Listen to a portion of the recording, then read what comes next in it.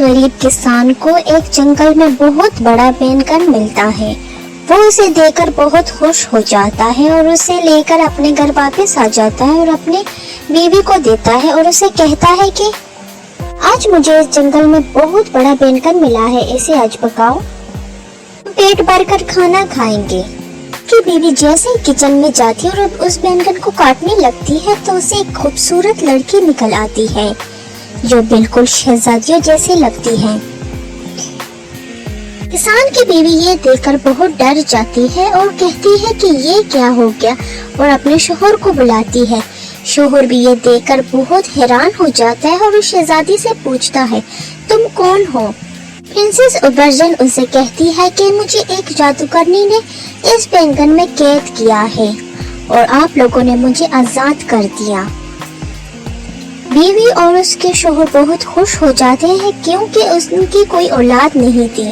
वो इसको अपनी बेटी मानने लगते हैं और उसकी बहुत लाड और प्यार उठाते हैं। एक दिन ऐसा होता है, दूर इलाके में एक मलका जो बहुत हसीन थी, उसकी नजर प्रिंसेस ओबर्जन पर पड़ती है और वो कहती है, इतनी खूबसूरत शहजादी, मुझसे ज्यादा कोई भी खूबसूरत नहीं हो सकता। मैं इसे मार डालूंगी, मुझे हरगिज गवारा नहीं कि मुझसे ज्यादा कोई खूबसूरत लगे। मलका अपनी कनीज को बेचती है और उसे कहती है कि इस लड़के को मेरे महल पर बुलाओ और उसे कहना कि मलका ने तुम्हारी दावत की है। ऐसे ही एक मुलाजमा उसके पास आती है और उसे कहती है कि मलका ने तुम्हारे महल में दावत की है और तुम जरूर आना। जैसे शहजादी पेंगुइन महल में जाती है, मलका उस लड़की को एक जादुई दवा दे देती है जिसके जैसे लड़की मदहोश हो जाती है और सब कुछ भूल जाती है। मलका उसे कहती है, तुम्हारी जान किस चीज में है? वो लड़की उसे कहती है कि तुम्हारे सबसे बड़े बेटे में है। मलका एक दिन सुबह उठ के अपनी बेटी को मार डालती है, मगर वो लड़की फिर भी नहीं मरती। अगले दिन मलका उसे कहती है कि तुम्हारी जान किस चीज में है? वो लड़की उसे फिर कहती है कि मेरी जान तुम्हारे दूसरे बेटे में है। मलका उठ के सुबह अपने दूसरे बेटे को भी मार देती है, मगर वो लड़की नहीं मरती।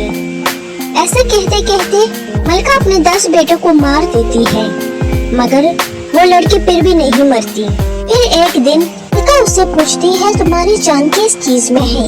वो लड़की उसे कहती है, कि समंदर में पीले रंग की मछली है, उसके मुंह में एक हार है, वो किसी ने भी निकाल लिया और जिसने भी पहन लिया तो मैं मर जाऊंगी। मलका मुलाजमों को हुक्म देती है और कहती है, उस मछली को पकड़ के लेके आओ। और जैसे वो मछली को पकड़ के लेके आते हैं मलका के पास, वो उसे हार निकाल के खुद पहन लेती है। तो प्रिंसेस ओबर्जन वहीं पर मर जाती है। उसके माँ बाप ये देखकर बहुत खौफज़दा हो जाते हैं और कहते हैं, हम इस लड़के को नहीं दफनाएंगे। जंगल में खुफिया जगह पर फूलों से पैर सजाया हुआ उस पर लिटा देते हैं और वहाँ से चले जाते हैं। कई साल गुजरते हैं, जंगल में कोई नहीं जाता। पता हो क्योंकि मलका को पता होता है कि वही प्रिंसेस ओबर्जन उस जंगल में है। वो बादशाह को भी मना करती है कि उस जंगल में मत जाना, वहाँ पर कोई डायन का साया है। एक दिन बादशाह रास्ता भटक जाता है और उस जंगल से जाता है। उसे एक बहुत ही खूबसूरत लड़की नजर आती है जो बेड पे लेटी होती है, मगर जब वो उसे देखता है कि ये मरी नहीं है मगर जिंदा भी नहीं है, मगर इतनी खूबसूरत लग रही है कि जैसे सोई हुई है। रोज रात को बादशाह वहाँ पर आता और सुबह वापस चला जाता। कई साल बीत गए। एक दिन बादशाह आया और छोटा सा लड़का प्रिंसेस ओबर्जन के पास पड़ा हुआ था। सारी रात को बादशाह उसका ध्यान रखता और सुबह होते ही चला जाता। जब बच्चा 7 साल का हो गया, एक दिन बादशाह ने उससे पूछा, मैं सुबह होते ही चला जाता हूँ तो तुम्हारा ध्यान कौन रखता है? वो बच्चा उसे कहता है, मेरी माँ। जैसे ही आप चले जाते हैं मेरी माँ उठ जाती है और रात को होते ही वापस सो जाती है। बादशाह अपने बेटे को कहता है कि तुम अपनी माँ से पूछना तुम्हारी जान किस चीज में है। अगले दिन बेटा अपने बाप से कहता है कि मलका के हार में है, मलका जब ये हार उतार देगी तो मेरी माँ जिंदा हो जाएगी। बादशाह वापस महल जाता है और चालाकी से मलका का हार उतार लेता है और शहजादी पेंगुइन वापस जिंदा हो जाती है। शहजादी और उसका बेटा महल वापस आ जाते हैं।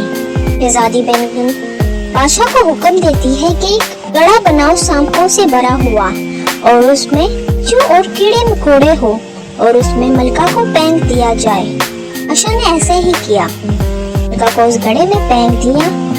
बादशाह और प्रिंसेस ओबर्जन और उसका बेटा हंसी खुशी से रहने लगे। तो बच्चों, कहानी आप लोगों को पसंद आई, लाइक कीजिए और सब्सक्राइब कीजिए।